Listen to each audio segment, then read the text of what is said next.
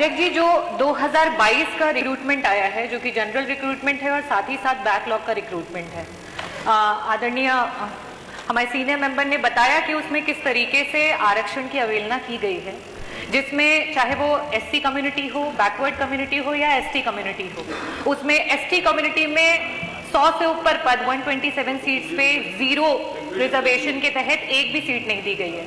और जहां हम 27% रिजर्वेशन की बात करते हैं, वहां पर तो सीट एक तरीके से 10 से 15 सीट भी नहीं दी गई है। तो अध्यक्ष जी, मेरा ये कहना है कि ये मुद्दा विधान परिषद में भी उठाया गया था और उसके अलावा भारतीय जनता पार्टी के बहुत सारे जो हमारे नेता हैं, केशव प्रसाद मौर्य जी, कौशल किशोर जी, ब्रिजलाल जी, गौरी शंकर वर्मा जी और साथ ही साथ हमारे उप मुख्यमंत्री ब्रजेश पाठक जी ने भी इस मुद्दे पे बोला था कि इसमें एक्शन लिया जाएगा।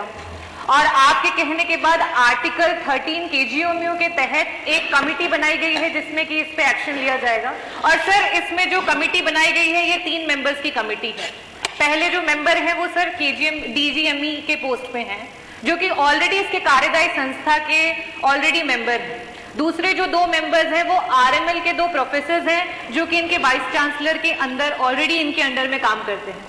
तो सर, जब जो 3 लोग इसमें मेंबर बनाए गए हैं आर्टिकल 13 के तहत इसकी जांच के लिए, वो ऑलरेडी जब इस तरीके की चीजें हो रही थी तब उस पे अंकुश नहीं लगा पाए, तो अब इसकी जांच में किस तरीके से निष्पक्ष तरीके से डिसीजन देंगे, इस पे हम अग्री नहीं करते हैं। पहली बात। दूसरी बात, ये जो भी कमेटी बनाए, क्योंकि ये बार बार इस तरीके के मुद्दे पहले भी हुए हैं और बड़ा ही संगीन मुद्दा है, जिस तरीके से पीडीए, चाहे वो दलित हो, पिछड़ा हो, अल्पसंख्यक हो, उनका हक इस सरकार में बार बार मारा जा रहा है। तो अध्यक्ष जी, एक वाइस चांसलर जो कि केजीएमयू की वाइस चांसलर हैं और साथ ही साथ उन्हें आरएमएल में भी डायरेक्टर का पद दिया गया है, क्या हमारे पास इतने लोग नहीं हैं कि हम उन्हें विभिन्न जगह पर रखें? और जैसे कि बताया गया कि आरएमएल में भी ये सिमिलर सिचुएशन हुई है, जब वो आरएमएल में डायरेक्टर के पद पे रहे और उस समय बैकलॉग की सीटें, जो कि नियमानुसार बैकलॉग की सीटें कभी भी ईडब्ल्यूएस के किसी भी कैंडिडेट से नहीं भरी जाती हैं, उसके बावजूद भी उसको भरा गया है।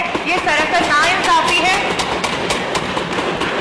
और लास्ट में मैं ये कहना चाहूंगी अध्यक्ष जी कि मौखिक रूप से विधान परिषद में इसके लिए आश्वासन मिला था और आश्वासन मिलने के बावजूद भी रिक्रूटमेंट चलते रहे, इंटरव्यू चलते रहे और कहीं भी इस पे वीसी के द्वारा कोई भी रोक नहीं लगाई गई है।